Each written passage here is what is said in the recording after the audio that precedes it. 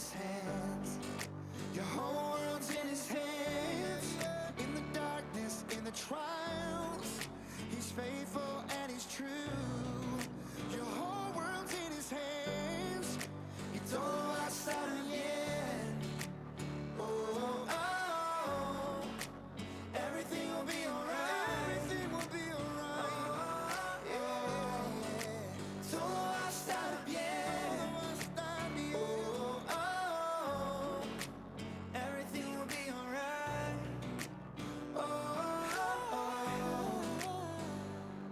He's got the whole world in his hands. He's got the whole world in his hands. He's got the whole wide world in his hands. Todo el mundo en su mano está, todo el mundo en su mano está, todo el mundo en su mano está.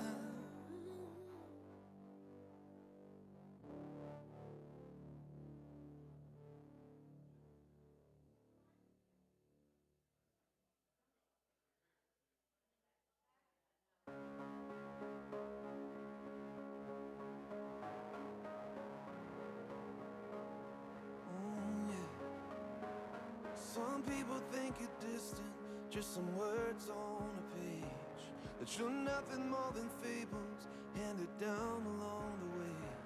But I've seen you part the waters when no one else could pull me from the deep. That's who you are to me. Some people think you just live in cathedrals made of stone, but I know you live inside my heart. I know that it's your home. And I've seen you in a sunset and in the eyes of a stranger on the street. That's who you are to me. You're amazing, faithful, love's open door when I'm empty. You fill me with hunger for more of your mercy, your goodness. Lord, you're the air that I breathe. That's who you are to me. Who you are to me. Sometimes I have my doubts, I'm sure that everybody does. And I wonder when I stumble, am I still worthy of your love? But I know that I get stronger when I'm talking to you down on my knees. You're everything I need. You're amazing, faithful, love's open door when I'm empty. You fill me with hunger for more of your mercy, your goodness. Lord, you're the air that I breathe. That's who you are to me. Who you are to me. You're forever holy. You're the Lamb who is worthy. My forgiveness, my healer, the Messiah, my Redeemer. You're amazing, faithful, love's open door when I'm empty. You fill me with hunger for more of your mercy, your goodness. Lord, you're the air that I breathe. You're the air I breathe. You are greater, higher, over it all. All right, good morning, everybody. I know that we're starting a little later today. Let's stand up and begin our time of worship this morning.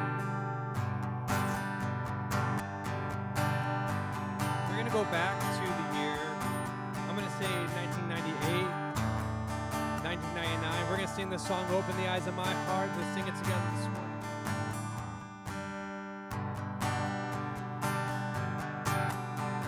Let's open the eyes of my heart, Lord. Open the eyes of my heart, 'cause I want to see you. Oh, I want to see you. Oh, good, you remember. Let's continue this morning. Open the eyes of my heart, Lord. Open the eyes eyes of my heart, 'cause I want to see you. 'Cause I want to see you. To see you high and lifted up, shining in the light of your glory. Pour out your power and love as we sing, holy, holy, holy. Oh, I want to see you. All right, that was a pretty good start.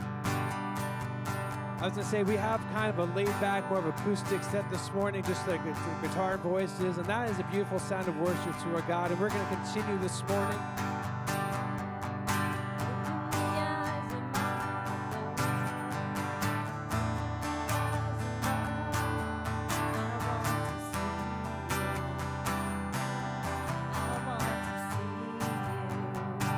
One more time, open the eyes.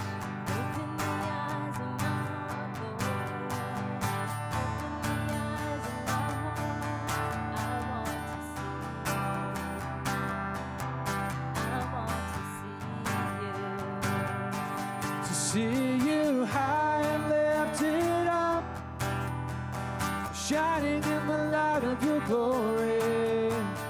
Pour out your power and love as we sing, holy, holy, holy. To see you high and lifted up, shining in the light of your glory.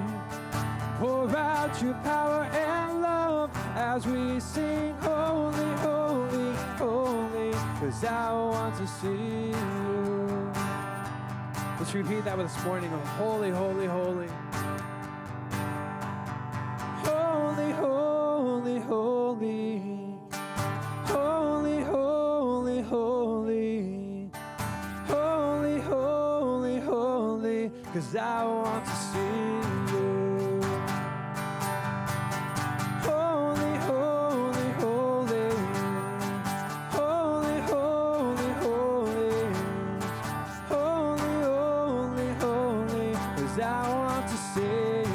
Time to see you high, to see you high and lifted up, shining in the light of your glory.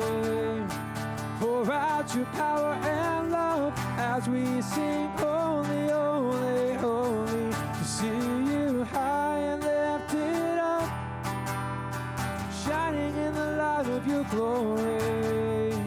Pour out your power and love as we sing, holy, holy, holy. I want to see you. Holy, holy, holy. Holy, holy, holy.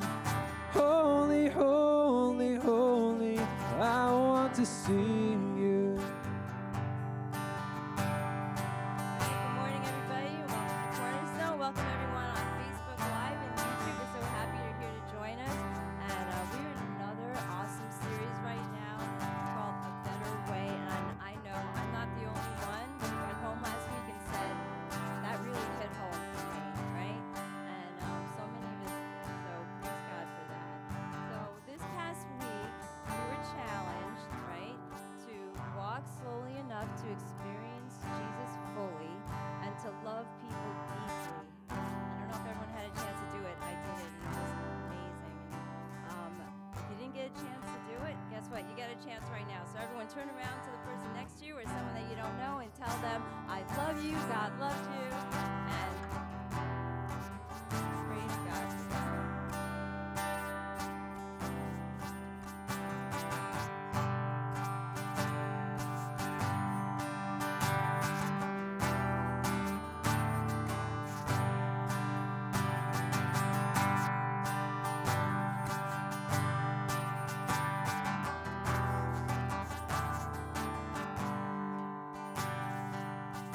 Let's continue in worship this morning.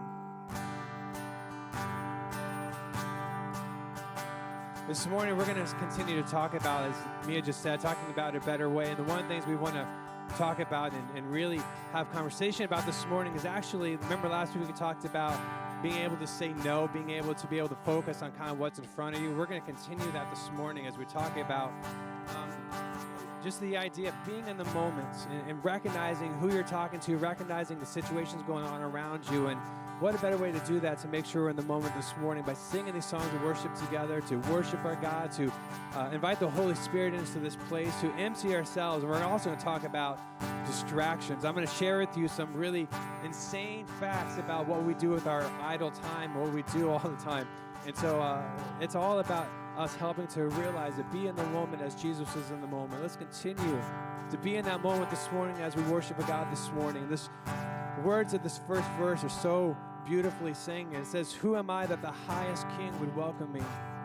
I was lost, but he brought me in. Oh, his love for me." We're going to sing about his love this morning. Who am I that the highest King would welcome me? I was lost, but he brought me in. Oh, his love for me. Oh, his love for me. Who the Son sets free, oh, is free indeed. 'Cause I'm a child of God. Yes, I am. Free at last, he has ransomed me. His grace runs deep. While I was a slave to sin, Jesus died for me. Yes, he died for me.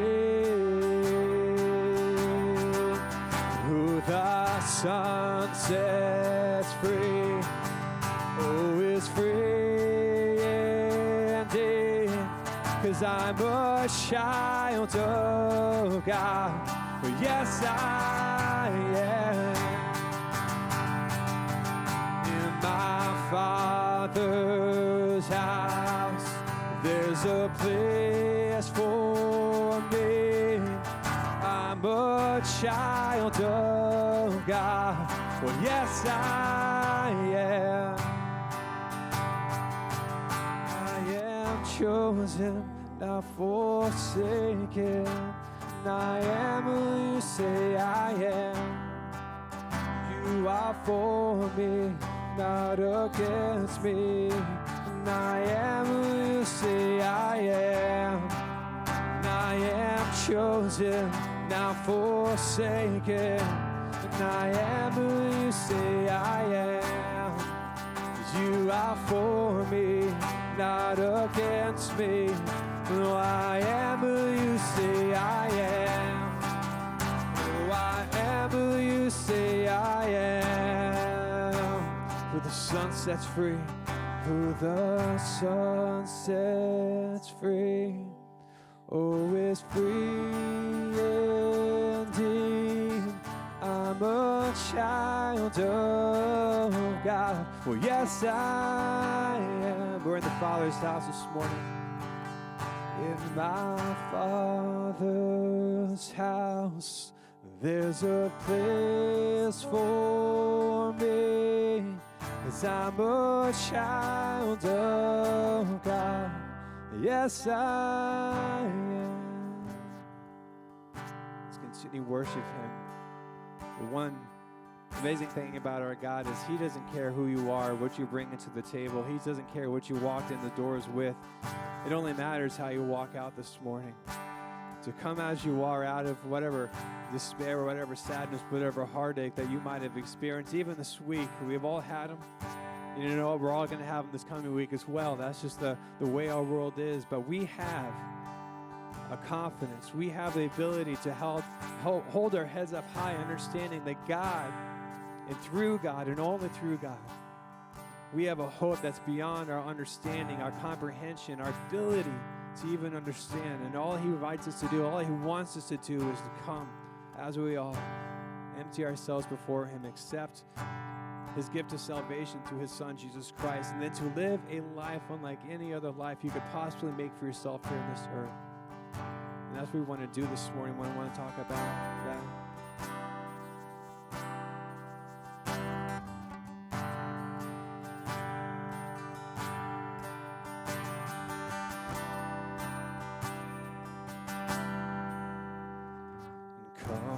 God says, from wherever you've been, come broken-hearted, the rescue begin. Come find your mercy, oh sinner, come near. 'Cause earth has no sorrow that heaven can't heal. 'Cause earth has no sorrow that heaven can't heal. Earth has no sorrow. Do you understand what you just sang right there? Earth has no sorrow that heaven can't heal. Remember that this morning as we continue singing to Him. So lay down your burdens, just lay down your shame. And all who are broken, just lift up your face. Oh, wanderer, come. Oh, you're not too far. Lay down your hurt, lay down your heart, and come as you are. We're going to end there this morning. We're going to sing that one more time. Come as you are. Just come as you are. Come as you are. Just come as you are.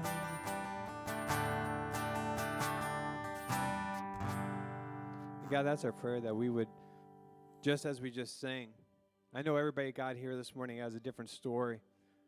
I know there's some that we might have been believers and accepted your gift of salvation many, many, many years ago. And I know this morning, God, there might be some that more recently have recognized their need for a Savior, have made that connection, have asked forgiveness of their sins, and now are one with you. God, I also recognize between who may be here this morning, God, who may be watching us on our live stream, there may be someone here, God, this morning listening to the words right now that have never had a time and place in their life where they've accepted your gift of salvation. And God, I pray for them in this moment that as we are going to talk about distractions, we're going to talk about being here now in the moment, that we would really focus ourselves, whether we're a believer or not, we would take aside and set aside all the distractions, all the things that our world around us wants to be distracted by, all those worries, all that anxiety, all that stress, all about what if this, what if that, God. Let us turn those aside this morning. Let us turn that switch off. Let us focus on being here now in the moment. In your name, amen. Before we sit down, I want you to continue standing with me just one moment.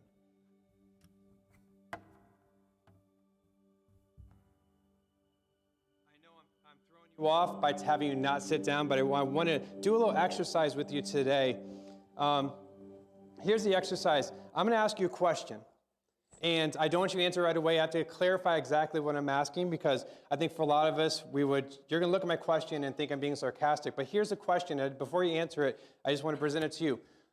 The question is this: are you here this morning? How many of you are here this morning? Now, don't answer it yet. Well, all right. All right, because let me clarify what I'm asking. Are you here this morning? Physically, yes. I hope that you're able to raise your hand and say, yeah, of course I'm here this morning, and for all you watching online as well. But let me clarify exactly what I'm talking about. See, I'm not just talking about being here in the building. I'm not just talking about being here part of worship and now part of listening to God's word together. I'm talking about how many physically, maybe physically here, how many are emotionally here this morning? How many of you are here as far as where your mind is at this morning? Because like I just mentioned, and there is a purposeful theme to what I was talking about during worship, because a lot of us say we're not here, a lot of us say that we're here, but if we're really honest with ourselves, I can tell you, before the service ends today, most of us here are going to glance down at our cell phone at least once. I'm not judging. I do it too, all right? And some of you are going to be checking a text message you might have received. Some of you might be initiating that text message. No judgment. It is what it is. Maybe you got plans. Some of you got plans. Some of you are worried about getting out on time. Like last week, I think we went like 5 minutes over what I normally do. And maybe you're scared that he's going to go 10 minutes this week over. Not going to do that to you, right? But some of us are worried about being in place on time, or whether it's a soccer game, or going out to lunch, right? Meeting up with people. Some of us might be here physically, but we're not actually here all together, whole body, because we're worried and we're focusing, we're thinking about other things. So I'll ask again, are you going to try to commit to being here this morning? Now you can say, I'm here, if you can commit to doing that. All right, if you're watching us online this morning, wherever chat you're on, just chat in. And within this series, we're challenging our normal thinking around normal everyday things. And some of the things I'll remind you about, we say things like, listen, last week we said, what if the greatest enemy to the life that we want, the life that we imagine, the life that we think we should have, what if the greatest enemy to the life that we want may be the life that you're actually living now? Does that make sense to you? Maybe the greatest enemy to the life that you want, where you think that you should be at in your life right now, where you think your life should be headed, what your goals are, what your plans for your future, whether it's for your family, whether it's for your career, no matter what it may be. The greatest enemy to the life that you want may be the life that you're actually living.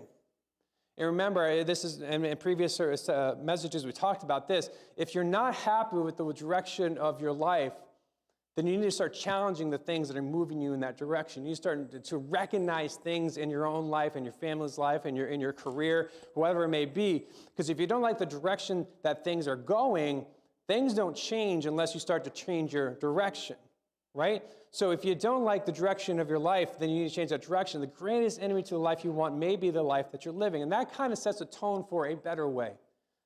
And the challenge that we talk about, there is a better way, believer.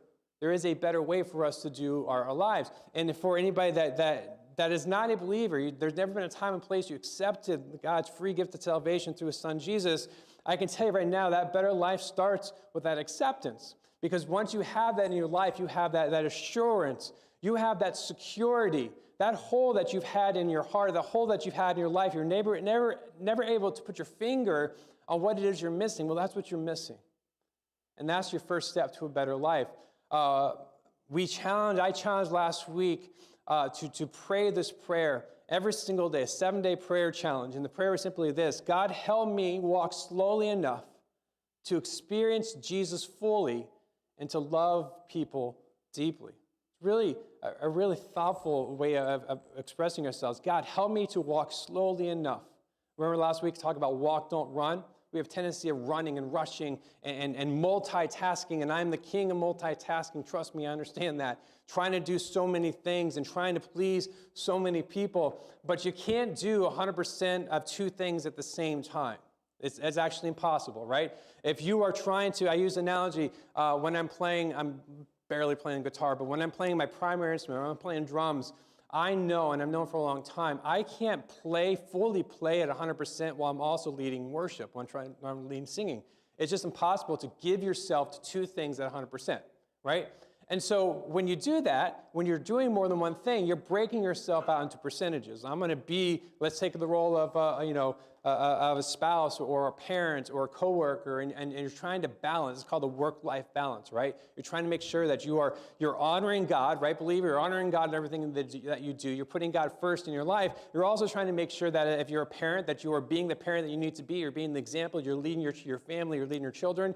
If you have a spouse or a significant other, you're trying to be the best that you can be for that person. And it's a balance in our lives. And what happens sometimes is we run in our lives. We do so many things. We take on so many responsibilities. And before you know it, you're at a full-out sprint. And then you wonder why you're tired all the time.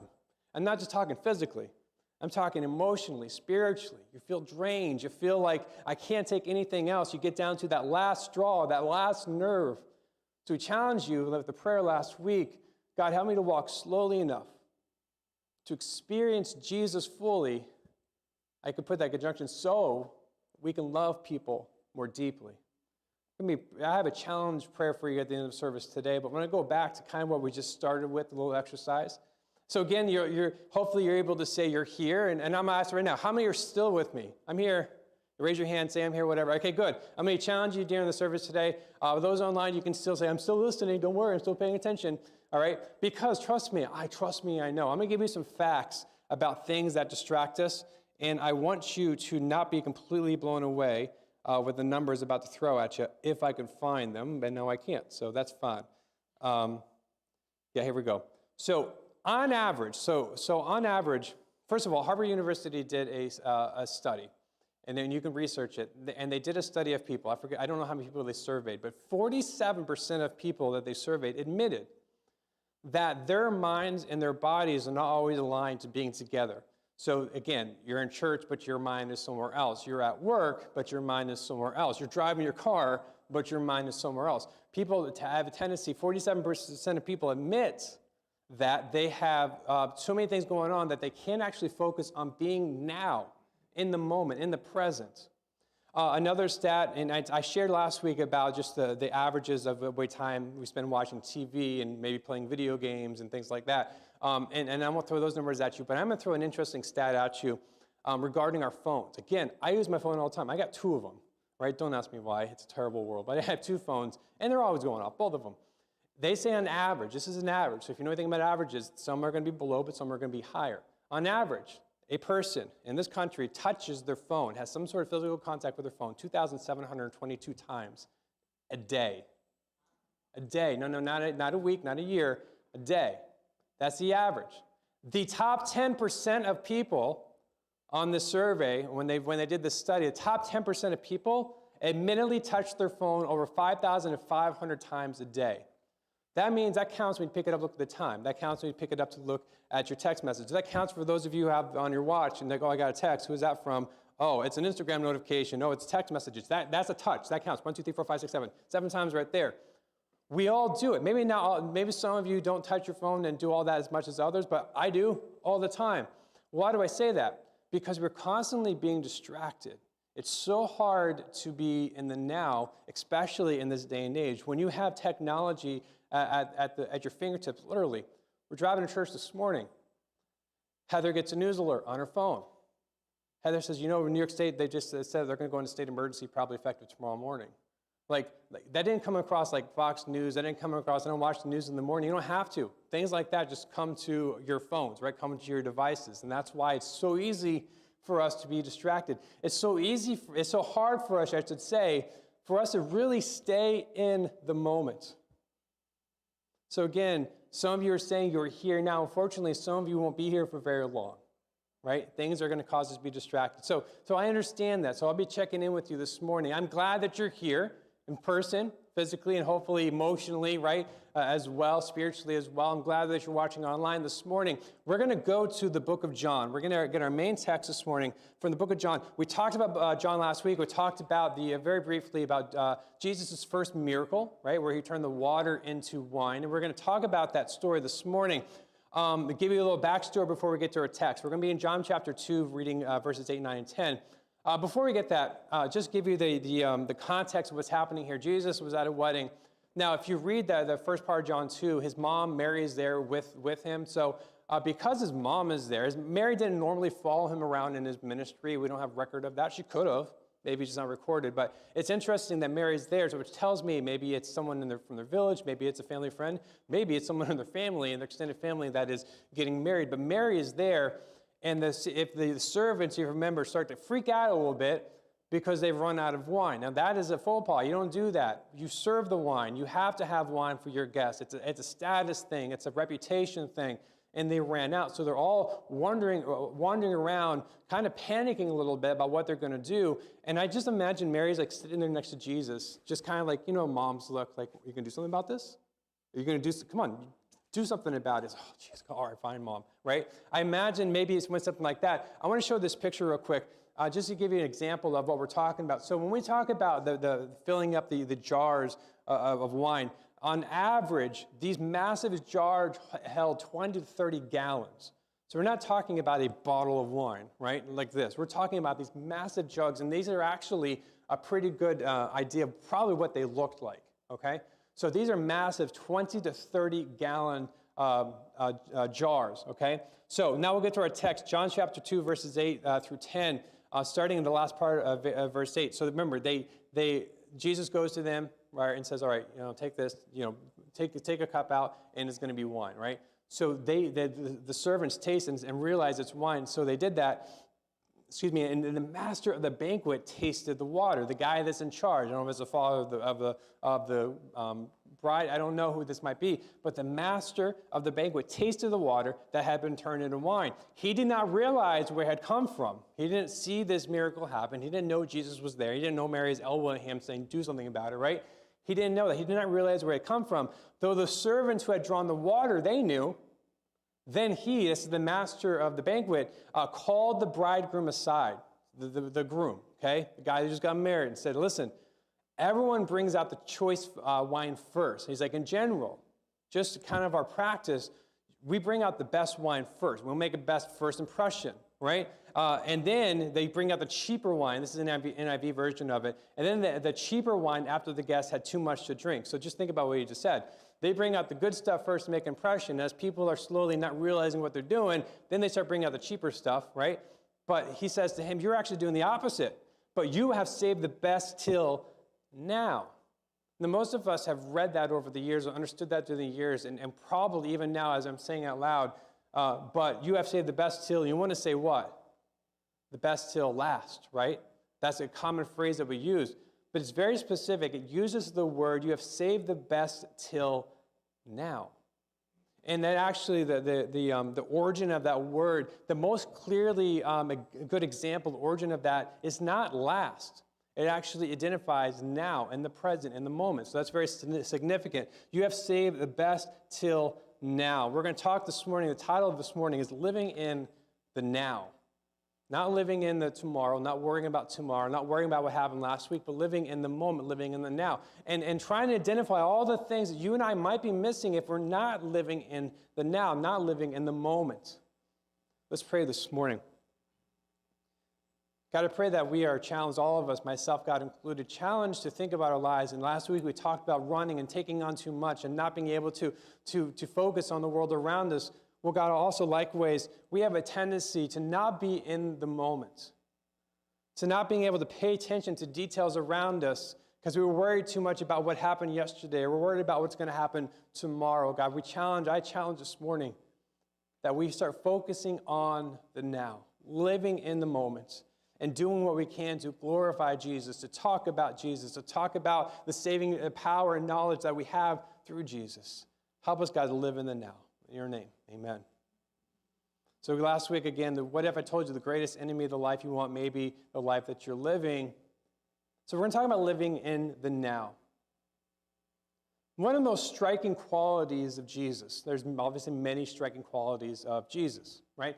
One of the most striking qualities that we have of Jesus is that he was always fully present.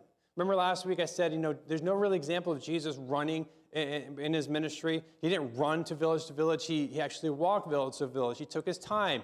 He kind of smelled the roses, so to speak. But he would see those who were hurting, and he would take the time to stop. Right? You can't do that if you're running. You miss things when you're running, but when you're slowly walking. And remember about the animal. When Jesus rode an animal, what did he ride? Black Beauty. No, he didn't, right? He rode a donkey, a typically slow animal. I'll tell you about slow animals for a second. I thought turtles were slow animals. They're not at all. We just got a turtle the last few weeks. Thank you. You know who you are. And it's great. It's doing awesome. But the first time Heather took it out, she's like, we're cleaning the thing. We put the turtle out. And she goes, you just got to keep your eye on it. We did this last night too, right? I was like, keep an eye on it. It's a turtle. Like, I can go walk in the next room, make coffee, come back, and it's going to move like 3 inches, right? She's like, not this turtle. This thing runs like a racehorse. It's insane. But Jesus didn't ride a fast turtle, right? Jesus rode a donkey, a slow-moving animal. Took its time. Why? We talked about it last week. He took the time to, even in the midst of a moment where a father was running to him, begging, pleading with him, come with me, my daughter is dying, my daughter is about to perish. And Jesus said, all right, cool, I'm coming, right? He walked there. He was walking. I imagine this guy was running, like, no, this way, come through the crowds. And Jesus was like, yeah, I'm coming. And then the woman came up to him, the sick woman, remember, and he stopped and he healed her.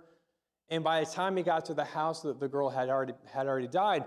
And he basically said to Jesus, the parents said, because you took your time, it's too late.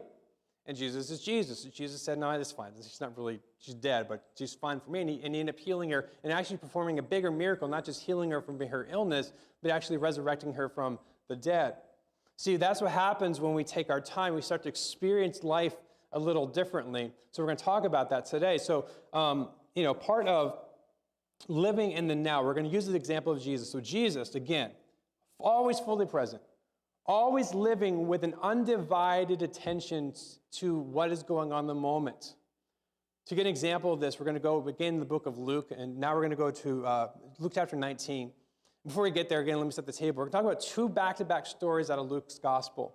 Two examples of how Jesus is really fully present, living in the moment. This is actually both of the examples of talking about in the city of Jericho. Jericho should ring a bell, right? In Jericho, this is where back in the Old Testament we heard about the walls of Jericho coming down. So this is obviously many, many, many years after that, right? But this is still that same city.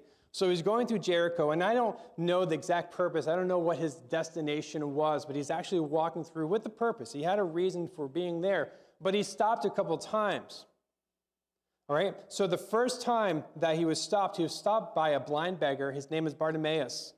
And Bartimaeus says to him, Jesus, son of David, have mercy on me. This is a blind beggar. So what did Jesus do? Jesus stopped for the guy. A guy that no one else really had time for, spent some time with him. What did he do? He healed him, right? He caused him to be able to see again, and then he continued on his way. See, that's what happened when you're in the moment. It's very easy for us to have a focus, have a place we have to be, have a time we have to be there, and then we put all our energy into that moment. For me, that moment is Sunday mornings getting to church on time. I'll be transparent. For me, that moment is Sunday mornings, knowing I have to be here by a certain time. And me, if I'm 5 minutes early, I feel like I'm 15 minutes late. I'm one of those personalities. You might not believe it. You're like, oh, sometimes you show up late. Trust me, I'm super stressed when that happens. Like super stressed when that happens. I like being on time. For Sunday mornings, I like getting here even before. We try to start a little practice at 9 a.m. I like being here by 8:30 if possible. Just to make sure that things are vacuumed and that everything smells nice, and just a moment to just be in the quiet. So Sunday mornings is probably the most stressful times of the week for me, which is not unheard of in anybody's home, especially a pastor's home, because things happen. I think the devil tries to influence, tries to discourage us, tries to distract us, and that's the day, your kids are perfect all week long, but then on Sunday mornings they're being defiant. I know it's not just my kids, right? Right, or something's not working. The hot water tank goes, or your car won't start. Things happen. Someone cuts you off on a non-busy Sunday morning. Things seem to happen to me and to my family on Sunday mornings, and I recognize it finally as a complete distraction. It's trying to distract me from what I need to do. It's trying to distract me from worshiping with God's people. It's trying to distract me, and at this point, to leading and to presenting a message. So I find that my busiest time is not a time where I'm rushing to get the kids to school. It's not a time where I'm rushing to get to an office or go to a meeting. It's Sunday mornings. The morning where there are a lot of songs have been written about Sunday morning and just relaxing and having fun and all this stuff. Sunday mornings is anything but slow when you're in a ministry home, right? But for me, I recognize that.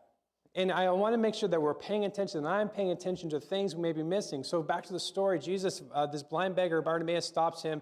Jesus does stop him. It's significant.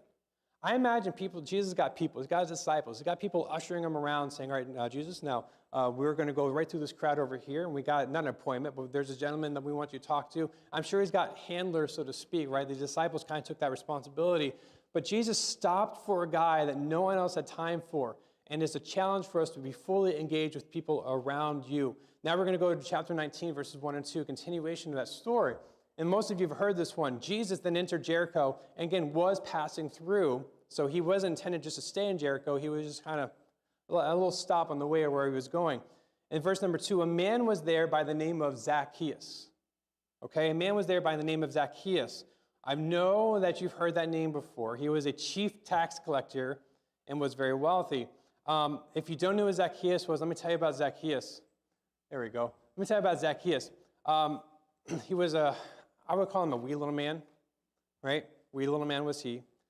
He climbed up in a, okay, you guys know him about too. That's great. All right, that's the same Zacchaeus. That's what we're talking about, right? So Zacchaeus, he not runs into him, but he notices Zacchaeus. Do you remember, and I love the story, but Jesus is talking to people. He's engaging with people around him. He's in the moment. People are saying, Jesus, do this. Jesus, put your hands on me. He's doing all this. Zacchaeus is up on a tree, because he's a wee little man, was he. Jesus stops. Now, the Bible doesn't really get descriptive of how he got his attention. other than the fact that he was Jesus, and he knew exactly where the guy was, what he was doing, who he was, what his background was, why people didn't like him. He knew all that about him before he even said, come down, right? He noticed him. He said, come down from there. I'm going to your house today. All right. He's going to his house. I'm going to eat with you. I'm going to go to your family today. I'm going to spend time with you today. Jesus was on his way somewhere else. He was already interrupted once by a poor blind beggar, but he took the time. See, I love that. We have a beggar, someone that's down and out. We have Zacchaeus, who wasn't like, the beggar is probably more like than Zacchaeus was, right? If you know the story. Remember, tax collectors back then are not like the IRS, because they have a great reputation now too, right? But it's not like some corrupt IRS agent. He was a tax collector. If they were charging, if the Roman government was charging 10%, he would charge 20%, right? So that he can make that extra money. That's how he was wealthy. He wasn't paid well by the Roman government. He made himself paid well, because he knew if they didn't pay the taxes, right? So the Roman government says they want 10 shillings. I'm going to charge them 20. I can't just say, well, I actually did my own taxes this year, Zacchaeus, and I know I only own 10 shillings, but you're saying it's 20. I can only pay the 10. If they did that, they'd be in big trouble. The soldiers would show up. They would get thrown in jail. They would get killed. I mean, just be very honest. So Zacchaeus had some power behind him, and he had some influence behind him. So he was able to skim off the top to make money off his fellow Jews, right? To make money off his fellow citizens. So that is why, if I need to explain any further, that is why he wasn't necessarily very much liked around him. But you know, it's interesting. Jesus took time for the beggar who's down and out. He also took time for Zacchaeus, who was more of kind of up and out, okay? We use that terminology. And a great example for us, it doesn't matter who people are, it doesn't matter their status, it doesn't matter what society thinks about them, there's still people that we need to reach out to. I find that to be so interesting and relevant to what we experience in our world today. We are so divided by different, we'll talk about politics, I'm not going to do that, right? But we're divided by, we're talking about our country, we're divided by politics. We're divided by everything, whether you're vaccinated or unvaccinated, whether you're a Democrat or a Republican or a conservative, whether or not that you like peanut butter and jelly or peanut butter fluff. I mean, there's division, peanut butter fluff. Where there's division in everything in our world. It's just the nature of us as humans. We like to argue, we like to fight, we like to say the opposite of what someone else likes. I find it interesting that Jesus, through this one example and many others, doesn't matter who you are, who that person is, they need your love. So that person that might be politically completely opposite of you, Jesus still loves them, so you should love them, right? That person that just gets under your skin with the way that they talk to you or the way they talk to others, Jesus still loves them, so we need to love them. You know, that guy that stands down the corner, I'm talking about a real guy, always out with a sign, asking for food, asking for money. You know what I'm talking about, right? He doesn't come around very often anymore, but he's still at the end of the road here. I just saw him this week. You know, many people will probably drive by him and do the old cliche, get a job, not give him anything. Jesus still loves that person. Jesus still wants us to minister to that person. See, there is no division to who comes when we're supposed to preach the gospel. We're supposed to preach the gospel to every creature except those you don't like. No, it doesn't say that, to everybody. And so Jesus took the time to do that. Zacchaeus then obviously had a moment of repentance. And after Jesus went to his house, he said, you know, I'm going to give half my possessions back to the poor. I'm going to pay back those I've cheated 4 times over. And then Jesus says to him, today salvation has come to your house. Jesus had an undivided attention in that moment. Jesus was always present in the moment. And I want to be like that. I want to be like that, but I know that I'm not always like that. I would like to say I'm always paying attention to those around me. I like to say that I'm always looking for those who are hurting and I can pray with them or speak to them and reach out to them. I would like to say that I'm like that, but I know I'm not like that. But we need to be like that. We need to be in the moment as Jesus was in the moment. See, a lot of times I believe that we live towards happy moments. I know I do this. I look forward to certain events in my life, certain events in the year, and I look forward to those things, and it allows me to be able to have a focus on something so that it gets me through tougher times. So, for example, many of you know we just took a family vacation, came back a few weeks ago now. We went to Disney, right? And, you know, it was something that we talked about for a long time. We saved up for a long time for, and we worked very hard to try to get to that point. And I can tell you, the weeks leading up to that, was something, every time something stressful would come up, I'm like, I'm just a couple more weeks, and then we're off for a week. Now one more week, and we're off for a week, and now one more day, and we're flying out. But see, this is the way my mind works. We're flying out of LaGuardia, right? Which is not hard to get in and out of, but still, if you know me, you know I hate driving to anywhere in the city. And even though I do it, and I can do it, I don't want to. I stress over it. I start thinking about what time of the day we're leaving. When is the traffic? Is there Yankees going on? Game going on because that's near there and all that. And I start thinking about this stuff. I've done that in like December. I'm like, is there a Yankees game? No, wait, there's not. They're not playing right now, right? And I think about traffic. I think about traffic patterns anywhere I go. I overthink even leaving this church. Normally, we take a right. I take a right to go back towards home, but sometimes we take a left out of here. And when I think about taking a left out of anywhere, I think, do I really need to take that left, or can I go somewhere else? Because I overthink everything. I'm just being very transparent with you this morning. But because I overthink things, I have a tendency, like our vacation a few weeks ago, to even miss moments that might be happening. I remember the first day we were there, we went to on the, what do you call them, the ski lift type things, the gondolas, right? Yeah, and they have to go between different parks. They have these like ski lodge or ski gondolas, and they're awesome, by the way. It's much easier than driving to a park. But I remember getting on there, and we're rushed. Like I annoyed Heather so much, and she was so good to me for not telling me, but I knew I annoyed her. But I'm like, all right, guys, when we get up to the platform, you guys go walk straight on there because it doesn't stop, and then they're going to yell at you if you pause at all. I have the stroller. We had a stroller, right? I had a stroller, so I need to get on last, and I planned everything out strategically. Who's going on first? Who's going on second? Who's going on third? And I remember the first day we did that, and we finally sat down, and I took a deep breath, and I went, oh, this is so stressful. I'm thinking this to myself. Then look over, and Malin has her knees up on the bench, and she's looking out towards, because we're up in the sky now. She goes, Dad, this is so cool. Wow, wow. And she's looking, we're really high up, and I remember just smiling, looking at her. I took a picture of it. I'm like, this is the moment. Right? We were stressing so much about being here and being here on time and all that, but this is the moment. I'm not going to remember, hopefully, the stress of getting the kids onto that gondola, but I'm going to remember for the rest of my life the look on her face as she's smiling, as she's having fun, as she's singing songs. Those are the moments that we want to make sure that we're in the moment for. So sometimes we have a problem with complaining today about moments we might miss tomorrow.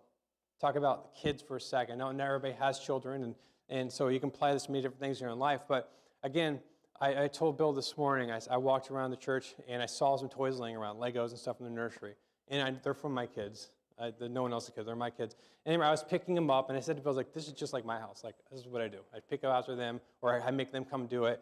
And a lot of times, how many of you have done that? You're so focused on the chaos in your home, and you're saying things like, I wish, the kids would pick up to themselves. I wish dishes did themselves. I wish dinner made itself, right? And we sometimes get so caught up in the chaos. But I know that eventually one day, I'm going to miss it.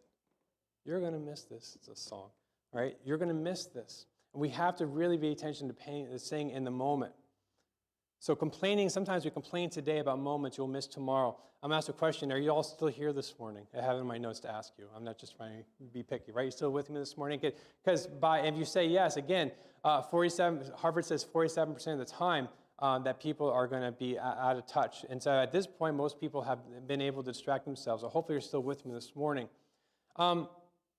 And even if you ever play the what and then game? That's another way that we distract ourselves and we get distracted. So even if you're not watching TV or have your phone in front of you, we tend to even ask ourselves or say things to ourselves like and it starts very young, when I'm out of high school, I want to do this with my life. And then when I graduate school, if I go to college or whatever, when I graduate that, I want to get this job. And maybe one day when I get this job, I'll be able to get a real job, making some more money. Some of us, you might say, one day I'm going to be, when I get out of student debt, I'll be able to afford that vacation. Or one day when I'm married, I can worry about things like that. And we tend to brace our life on the when and the then game.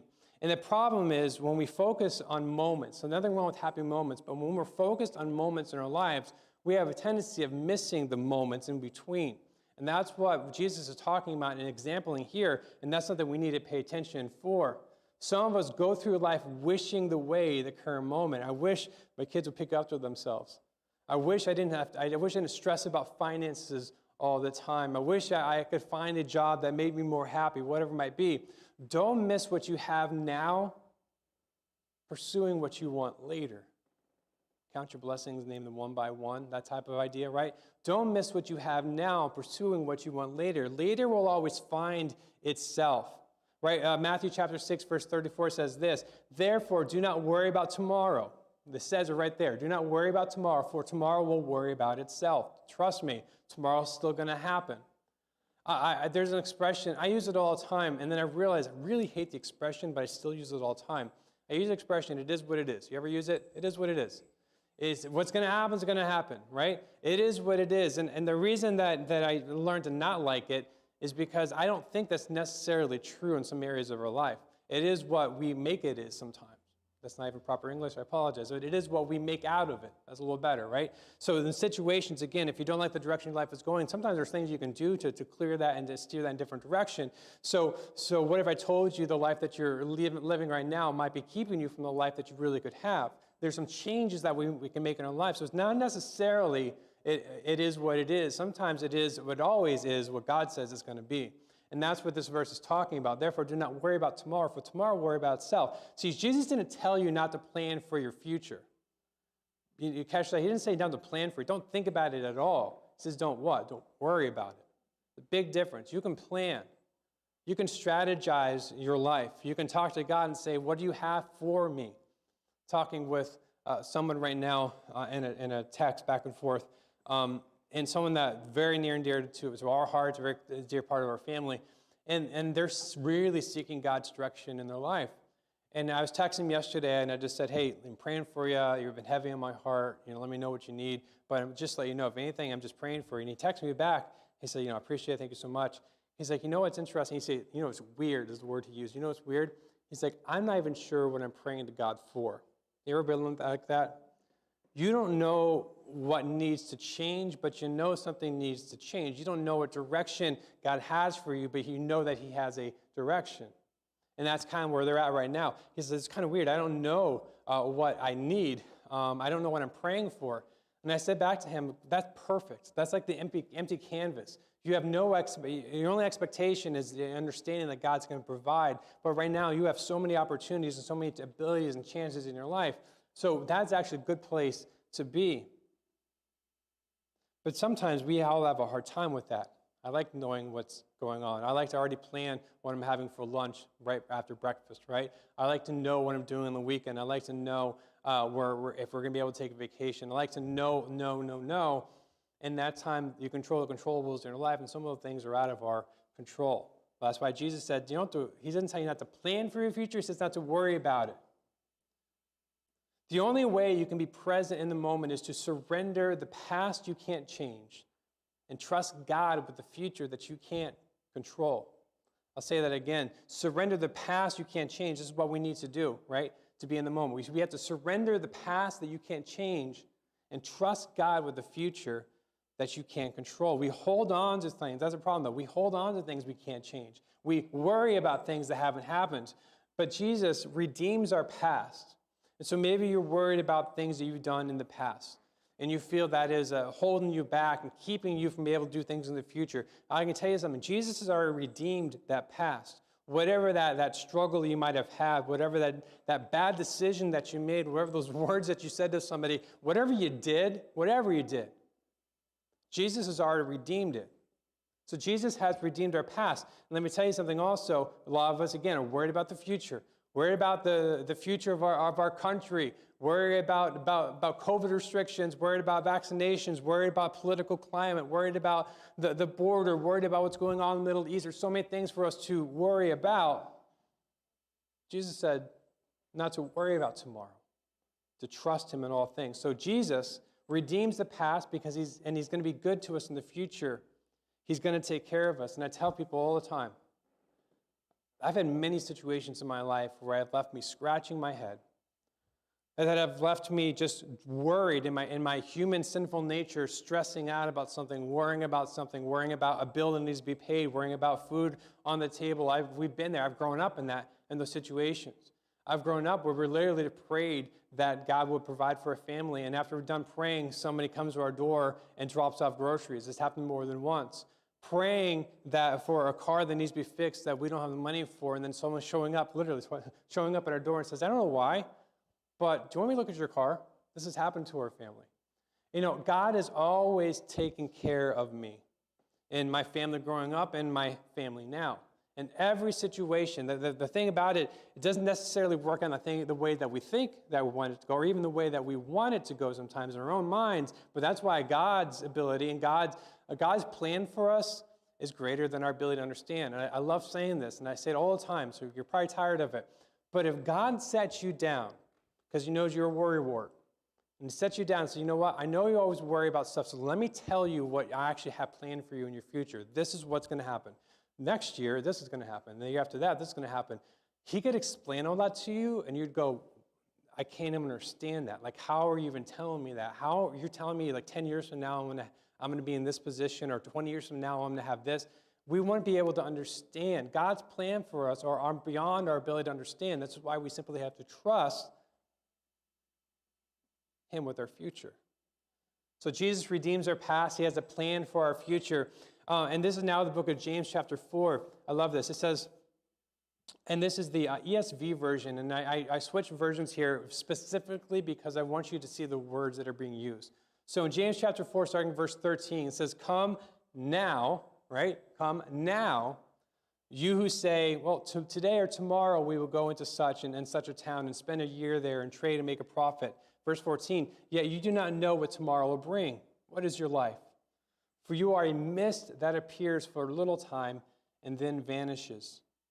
You know, a mist, a good example of this would be if you go to a window, you blow in that window and you see a fog come up.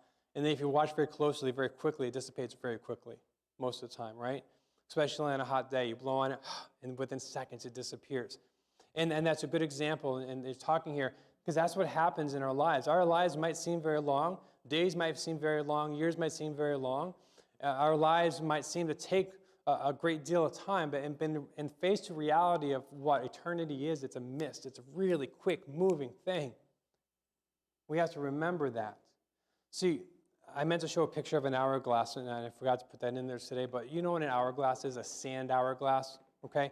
When you have an hourglass, a sand hourglass, that's the way they used to keep track of time, right? We use a lot with board games now. You flip it over, and then you have so much time.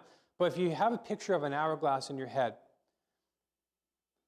no matter how good you are at guessing, you still have no idea how many pieces of sand, particles of sand, are on the top of the hourglass. You can try to guess, but you're unable to actually tell me exactly how many pieces of sand are on the top of the hourglass. You also, that middle part where the sand flows from the top into the bottom, you also can't stop that sand from flowing. It's just going to happen. It's not going to just stop on its own. Gravity is not going to just cease for a moment so that sand stops flowing from the top to the bottom. You know, so you have no idea how much sand is going to be at the top. You have no idea. You can't, so I should say, stop that flowing from happening. But here's the other big part. On the bottom of the hourglass is all that sand that has fallen from the top into the bottom. You can't make that bottom sand go back up. You could flip it over in a game, right? But in our life, if you're looking at an hourglass as the hours and days of our lives, it's constantly moving. It's constantly evolving, constantly moving. We don't know. Any one of us, I have no idea how much time we have left here on this earth. No idea. But it keeps on moving. There's no way of stopping it. Oh, look at you. There's no way of stopping it, right? So there's your hourglass. There's no way of stopping that in-between section. It's constantly going to happen. And there's no way, again, guessing of how many days or hours or years or decades you have left on this earth. And again, you also can't push that sand back up to the top. It doesn't work like that. Which is why we have to focus on the moment. Some of us spend so much time worrying about that top section. How much time do I got left on this earth? You know, what am I going to do in my life? Am I going to have time to do this and time to do that? Or am I going to be able to do this and do that? And some of us worry about that sand moving too quickly. Well, it's just, life just flies right by. Years just fly right by. And we worry about trying to stop time. It's impossible, right? But because you can't get it back once it falls down. How many moments do we miss in our lives because we are focused on the top? or focus on how fast things are moving. We're not focusing on the life that we have, the moments around us, the family that we have. You know, your spouse, your children if you have them, your other relatives, your coworkers, the people that God has placed in your life. How many of us miss moments to be able to stop with people, recognize inside the road, literally sometimes, that there's someone there that's hurting. Someone that walks into your place of work and they got a smile on their face, but you don't know why you know, but you know that they're not really there. They might be there physically, but they're not there emotionally. They say everything, good morning, they say everything is fine, but you know it, and God has laid it on your heart to speak to that person. That's a moment, that's being in the moment, that's recognizing that someone needs a prayer, someone needs a shoulder to cry on, someone needs just to talk to somebody about something. How many of us miss those moments because we're worried too much about the sand falling in our lives? Or we're too focused on trying to get time back into our lives. That's never going to happen, right? It's never going to happen. It's impossible. So don't worry about tomorrow. Tomorrow will worry about itself. Psalm chapter 118, verse 24, it says, "This is the day the Lord has made." You guys know this one, right? This is the day the Lord has made. We will rejoice and we will be glad in it. It doesn't specify, say, if it's a good day, hey, if it's a good day, this is the day the Lord has made. If it's a sad day, God didn't make that day. It doesn't say that. It says this is the day no matter what that day is, and no matter what that day brings, but no matter what may happen in that day, this is the day the Lord has made. And in all those days, we are going to rejoice and be glad in it. I can tell you this, you can't be happy where you're not. What do you mean by that? If we miss moments in our lives, we miss opportunities to see your kids smiling at Disney. You miss those intimate conversations that you can have with the spouse and just the moments that you share with each other. If you're not in the moment, then you're not able to share sometimes the joy and the happiness and satisfaction we have in our lives. I can also tell you this, you can't serve Jesus where you're not. So if we're not in the moment in our lives, if we are just too focused on tomorrow, worried about tomorrow, worried about what happened yesterday, we're not able to serve Jesus in places where we are not. And we also can't love people where we're not. So we can't be happy where we are not. We can't serve Jesus where we are not. And we can't love people where we're not. Maybe you live for the big moments, but when you're fully present, you recognize it's at the small moments that matter the most. Years from now, I tried it with, and I know everything with me, we have young kids, so a lot of my stories around my kids, and that's just part of being a parent, right? God teaches me so much, things that I thought I knew. We were talking, Heather and I forgot how the conversation came up. We were talking about our first place. When we first got married, we had this little one-bedroom, like in-law apartment, and we loved it. It was a perfect place for us. It was 880 square feet exactly. It's a moderate size. If it's in the city, that's like a mansion, right? But it was a nice size. We had a living room, and then we had a kitchen, but the kitchen and living room were pretty much the same room. They tried to look separated, but it wasn't the same room. The dining room it was one big room, and part of it was a kitchen, part of it was a dining room, part of it was a living room, and then my little desk with my little computer was my office, all the same room. And then we had just a bedroom. It was a nice sized bedroom, but we had a bedroom. We ended up having two kids in that bed, there were two kids' beds in that bedroom. It was crazy. And we were talking about that recently. I was like, you know what? How much we've changed. How we've grown as a family. And, I remember when we had Corbin, our oldest, we still made a determination because we were happy with living there. We could pay for it. It was well within our budget. We actually had money left over. We go out to eat all the time. We felt like, oh, this is living. This is fantastic. And we had Corbin like, oh my goodness, we have so many bills. Diapers are super expensive, right? And then 1 year and 2 days later, we had Austin. I remember it. I remember exactly the whole story. When we found out that we're having Austin, it was on Mother's Day of 2012. So Corbin was barely 5 months old, right? Just around there. And the first thing I thought of after oh, great, awesome. I'm hugging her going, we got to find a place to live. We can't live here anymore. This is a one bedroom. We already have one crib in here. We can't put two cribs in this bedroom. It turns out you can, by the way, right? And I started worrying, right, about tomorrow. All right, okay, now I have to buy a house. Oh, I have to buy a house. Like we were going to plan for that and save for that and strategize where we're going to live. And now we have to do it with the next I don't know, like 6 more months. Like we were like in panic mode about what we're going to do next. But don't worry about tomorrow, because what happened? We had Austin, and we still lived in that 1-bedroom apartment. We had 2 cribs very next to each other. It was awesome.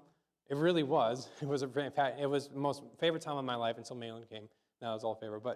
And then God has blessed us, and God has shown us stuff. And we were able to buy a townhouse with a little more room, and the kids were able to have their own room, even though they always slept with us anyways. And God has evolved and allowed things in our lives.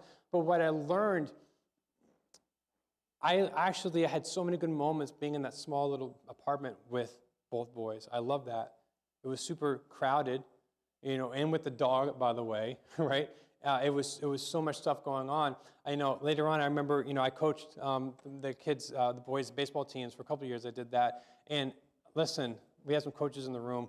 When you're coaching kids that are not your kids, it's even more stressful because you can't smack them, right? You can't, and you have to direct them and teach them, and it's infuriating. It takes a special person to be able to be a coach, right, and tolerate that. But I did it, and I remember just the stress of it, trying to manage like 9 6-year-olds on a little league on a t-ball field, or even eventually to a little league field, and trying to manage all those running around, literally chasing butterflies and stuff in the outfield and all that. And I remember being stressed, not stressed and like I didn't want to do it, but just thinking so much about it. But then looking over and seeing my son at bat and seeing his first hit. Rob was there. Rob was pitching to him. I was at first base going, yes, right? I remember those moments. I'm not going to remember years from now me trying to saddle up all these kids. I'm going to remember his first hit. Those are the moments that sometimes we miss when we're not focused or in the moment. Jesus gives us examples of being in the moment. To be fair, sometimes we don't want to miss what we have now for pursuing what we want later. But to be fair, it's so easy for us to be distracted, so easy for us to be preoccupied with ourselves. So let's go back to Jesus this is the last example, right? Let's go back to Jesus this morning. If anybody had the right to be consumed with himself, it would have been Jesus, the Son of God. He came to seek and save the lost, who came to live a perfect life on this earth, to fulfill a ministry, to fulfill prophecy, to eventually die on the cross to redeem mankind. If anybody has a right to be preoccupied and distracted, it would have been Jesus. See, Jesus had every right to be consumed by himself, but in the last example, one of the last examples on his time here on earth, he has been nailed to a cross. We already know the story. He's been arrested. He's been brutally beaten to the point where he probably should have been dead, but they didn't kill him. They beat him and marred his body, made him carry a cross up on top of that hill, nailed him to that cross. If anybody had the right to be focused on themselves, it would have been Jesus. Even in those moments, Jesus was still in the moment, still looking for those who were hurting. You know the story. You know what happens. There's a man dying next to him on the cross, thief on the cross. I don't know all the conversation that they have. The Bible does share with us some of their back and forth, and even know the gist of it. In the middle of his suffering, Jesus still gave his undivided attention to this other person. They had a conversation. The man basically says, I'm sorry for what I have done. And he says to Jesus, remember me. What did Jesus say? Today, in the moment, in the present, now, today, you're going to be with me in paradise. Jesus was fully present in every situation that he was in. What an example that we need to have in our lives. Again, you can't serve Jesus where you are not. If you're not here, you can't serve Jesus. You can't love people where you are not. So if you are even with people and you're around people that need to feel some love and need someone to share what Jesus can do for them, if you're not actually there with them, maybe physically you are, but emotionally, spiritually, and everything else you're not, then you're not able to love them. You also can't be happy with where you're not. If your mind is not where your body is 40% of the time, then you're missing out on the life that God has given you.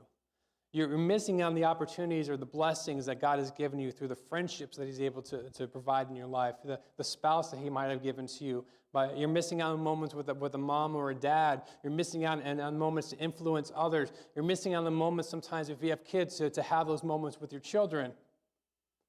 If you're not there, you're going to miss out on those moments. Remember what he says in Psalms, this is the day the Lord has made. I'm going to rejoice and I'm going to be glad in it. And I'm going to look, now I'm adding on to it, right? But I'm going to look for those moments. So I told you at the beginning of this, I'm going to share with you a challenge, and I wrote this prayer challenge for this week. And you don't have to, it's not a verbatim thing that you got to copy of this, but we can throw this up there. And this is the prayer: God, help me to live in the now. Oh, actually, I did not put it up there, I'm sorry. But I'll tell you too. God, help me to live in the now. This is something I want you to consider praying this week. Help me to live in the now. Help me to be fully present in the moments around me. God, help me to live in the now. Help me to be fully present in the moments that are around me. In other words, God, things are happening in my life. Things are happening to people around me. Things are happening to strangers that I don't even know, that I pass on the street, or that I see sometimes at work, or that I see at the grocery store. And the prayer there is, help me to be able to recognize the moments, looking for the opportunities to see when people are hurting, they're struggling, and then give me the words to help, right? That's what Jesus did. Give me the words to help. Give me the comfort that I need to provide to them. But you can't do that if you're not in the moment. So God, help me to live in the now. Help me to be fully present in the moments that are around me. Let's bow our heads this morning.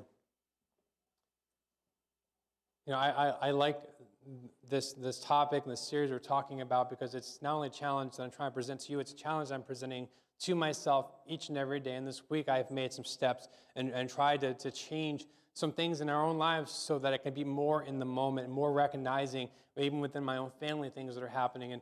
And it's so important for us, if we want to live like Jesus lived, if we want to be little disciples of Christ, if we want to be Christians and be examples, what a better time, what is the most needed time in human history is probably this time.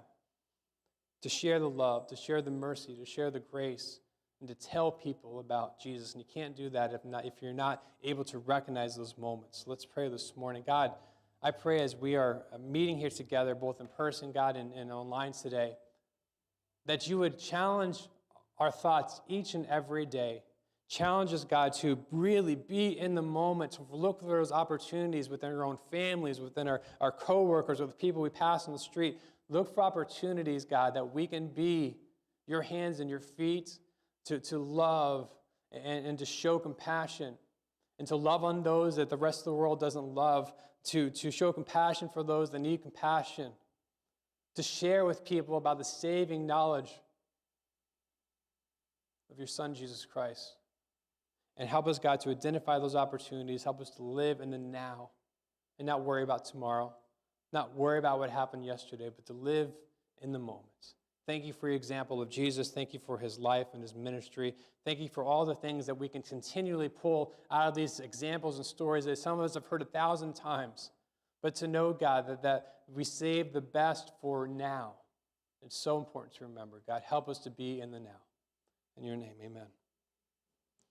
So as you're leaving this morning, thank you for being here. We have our men's Bible study is happening tomorrow night here at the church at 7 o'clock. So guys, if you haven't been part of that or haven't been part of it in a while, I invite you, I challenge you to be part of that.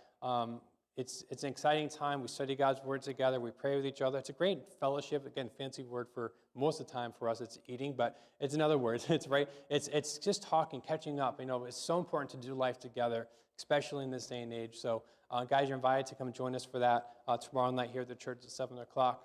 And we look forward to announcing some other activities and things we're doing. We just had a ladies event just the last week now, right? 2 weeks ago now. It was fantastic. We Are Ladies are going to have another one of those events coming up very, very quickly. So be on the lookout for that. But have a great week as you go out. We have our connection cards. Thank you, Mia, for reminding me this morning. If there are things, we didn't put in the seat back as we normally do because COVID, and we try to keep everything sterilized. But in the back as you're leaving, where all the sanitizer was and all the face masks were, if you want one, there are also connection cards. And that's, again, an opportunity for you to let us know things that we can pray about, things that are happening in your lives. If you want more information about the church, you can definitely talk to me or fill one of those out, and I can reach out to you.